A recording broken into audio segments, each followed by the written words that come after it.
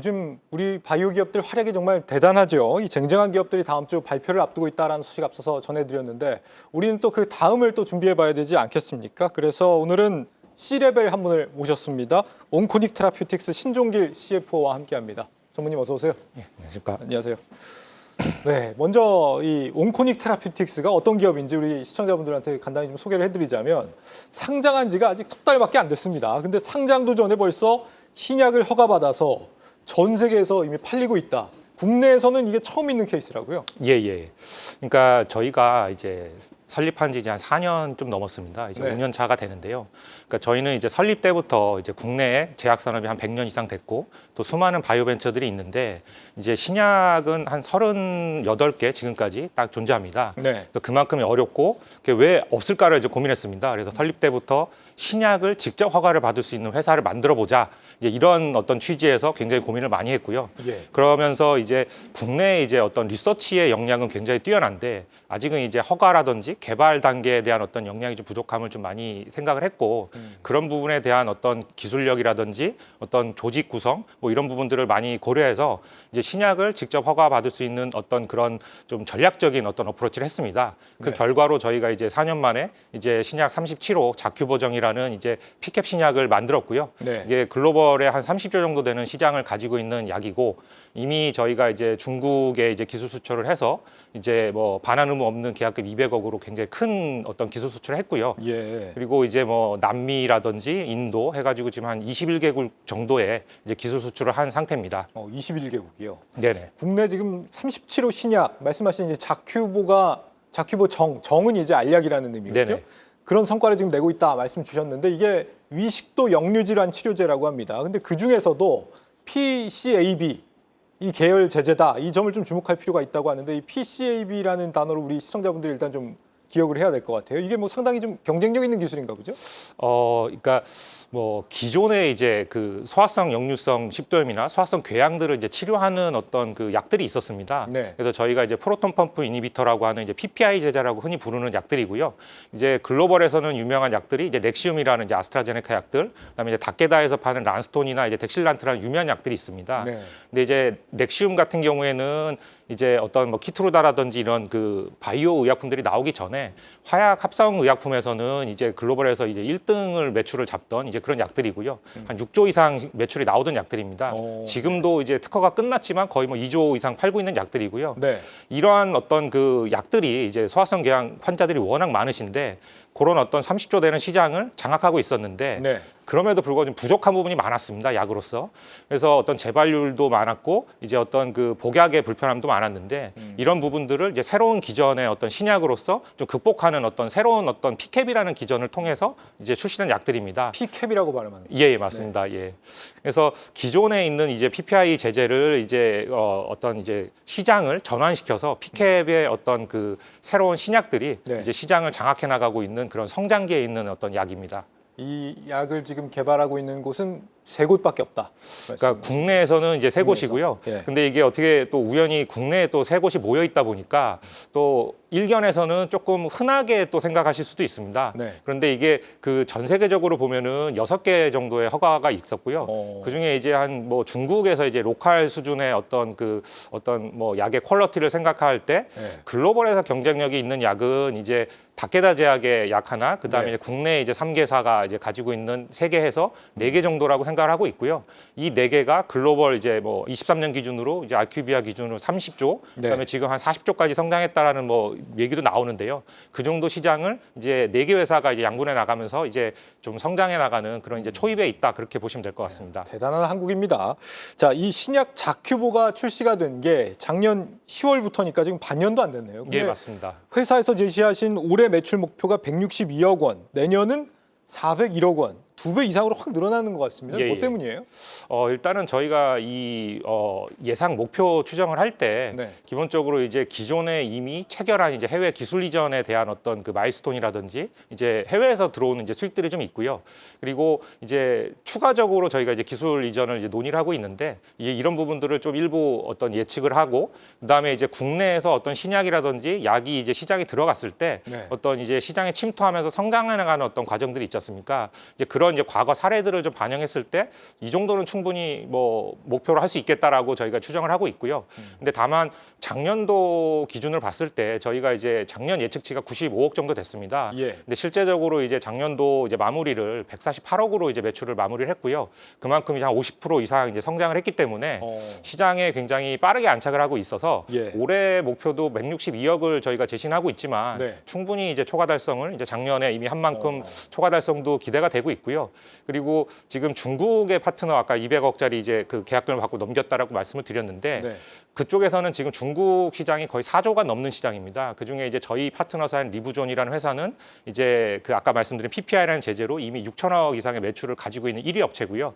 거기에서 이제 피캡으로 전환되는 어떤 시장을 좀 감안하는 걸 상황을 봤을 때 네. 지금 임상 3상 진행 중이고요. 그게 빨리 허가를 받고 이제 출시가 되게 되면 저희의 매출이 또 이제 추가적으로 더 발생을 하기 때문에 지금 아까 말씀드린 이제 뭐 27년도 400억도 있지만 뭐 그 후에 한 28년 정도까지는 뭐 1000억도 기대할 수 있지 않을까라고 생각을 하고 있습니다.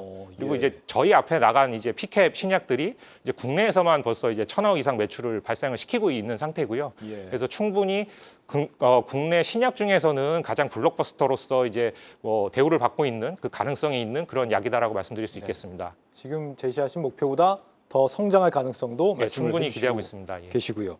자큐보라는 신약이 효자인 걸로 일단 보이고요. 그 다음으로 준비하고 있는 신약이 또 있습니다. 이번에는 항암제예요. 이 내수파립이라고 하는 미 FDA로부터 췌장암 희귀 의약품으로 지정 승인을 받았다 하는데 이 얘기는 미국 정부로부터 이제 지원을 받는다 이런 얘기겠죠? 예, 예. 이 내수파립이 어떤 양이길래 이런 평가를 받는 거예요?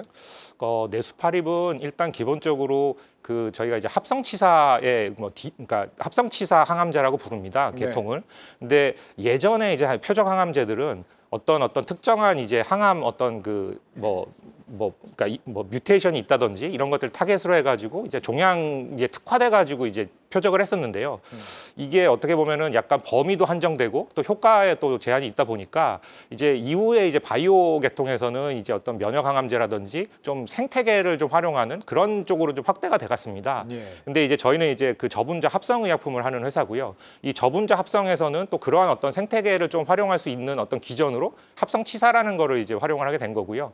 이 합성치사라는 거는 기본적으로 이제 그 DNA에서 이제 세포가 이제 그 이렇게 분할을 할 때 예. DNA가 어떻게 이렇게 그 보신 게 있겠지만 이렇게 나선형으로 돼 있는 아마 도형을 보신 적이 있을 네, 겁니다. 그 정도까지는 안 돼요. 예, 그래서 이중 가닥으로 돼 있는데 이 두 개가 다 끊어지면 세포가 사멸을 하고요. 하나만 살아남으면은 이제 세포가 살아남습니다. 그래서 요 하나가 끊어졌을 때 나머지 하나를 이제 끊어질 수 있게끔 어떤 접근을 하는 방식이고요. 그래서 가장 많이 알려진 게 이제 아스트라제네카의 이제 올라파립이라고 해서 이제 네. 파프를 저해하는 이제 표적 항암제가 있습니다. 근데 이제 저희는 이 파프라는 표적 항암제, 탄키라제라는 어떤 또 추가적인 이제 타겟을 해서 이중 표적을 하는 이제 항암제고요. 그래서 하나의 표적으로 이중 타겟을 하고 또 이제 바이오마커로서 이제 그 어떤 특정 진의 어떤 그 뮤테이션이 있을 때 네. 이제 3중으로 어쨌든 이 제어를 가할 수 있는 네. 이제 좀 차세대 합성치사 항암제라고 말씀드릴 수 있겠고요. 그리고 지금 저희가 이제 FDA 췌장암으로 이제 그 희귀약품 지정을 받았는데 네. 또 이제 국내에서도 이제 그 희귀약품을 지정을 받았습니다. 그래서 국내에서도 뭔가 지원이 들어온단 말이에요. 예. 그래서 국내 같은 경우에는 이제 저희의 어떤 향후 방향성에 따라서 그 이상을 마치게 되면 조건부 허가의 어떤 가능성도 있을 수 있고요. 예. 그리고 FDA 같은 경우에도 이제 희귀약품이라는 게 그러니까 정의상은 환자 유병률이 한 5만 명 이하인 어떤 그런 이제 특수한 이제 소규모 질환을 말합니다. 네. 근데 이제 췌장암은 아시겠지만 스티브 잡스도 이제 췌장암으로 돌아가셨을 만큼 굉장히 좀 어려운 암종이고요. 그러다 보니까 이제 어떤 이런 그 FDA에서 희귀약품을 지정받았다는 것 자체도 그 굉장히 의미가 있을 수 있고 그리고 희귀약품의 어떤 그 승인율 자체가 그 제도가 한 80년대에 생긴 걸로 알고 있습니다. FDA에서. 근데 지금 한 30여 년 동안 그 전체 승인율은 이제 어떤 그 제출하고 승인을 최종 받은 율은 한 17% 정도가 좀 안 되는 걸로 알고 있고요. 물론 이제 최근에는 이제 워낙 그게 이제 어렵다 보니 많이 준비해서 이제 들어가시다 보니까 한 50% 선까지 올라오고 있는데 이제 전체적으로 봤을 때는 한 20% 미만의 승인율을 가지고 있는 어떤 굉장히 좀 의미가 있는 제도라고 볼 수 있겠습니다. 지금 임상 단계는 어느 정도까지 와 있습니까, 이게? 현재 이제 췌장암으로는 저희가 원B 이상이라고 이제 부르고 있고요. 예. 그래서 지금 현재는 이제 원B 단계를 이제 용량 파인딩을 하고 있고 이제 아마 올해 중에는 아마 이상으로 전환을 이제 목표를 하고 있습니다. 그래서 네.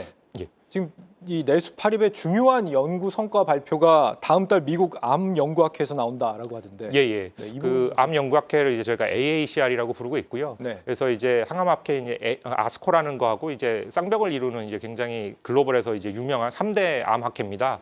근데 저희가 21년도에 아스코를 시작으로 해서 이 AACR 같은 경우에는 23년부터 지금 3년 연속해서 4개째 이제 과제를 발표를 하고 있고요. 네. 그래서 기존에 발표를 했던 이제 자궁내막암이라든지 이제 췌장암을 발표를 했었고 이제 그런 부분은 지금 현재 임상을 하고 있습니다.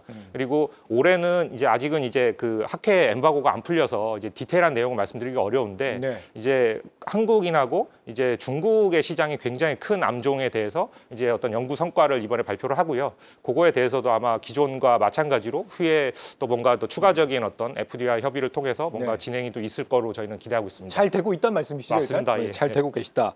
우리 투자자분들이 일단 가장 궁금해할 만한 건 혹시 글로벌 빅파마와의 어떤 계약 같은 게 혹시 논의되는 건 없나 하는 점인데요. 혹시 뭐가 없습니까?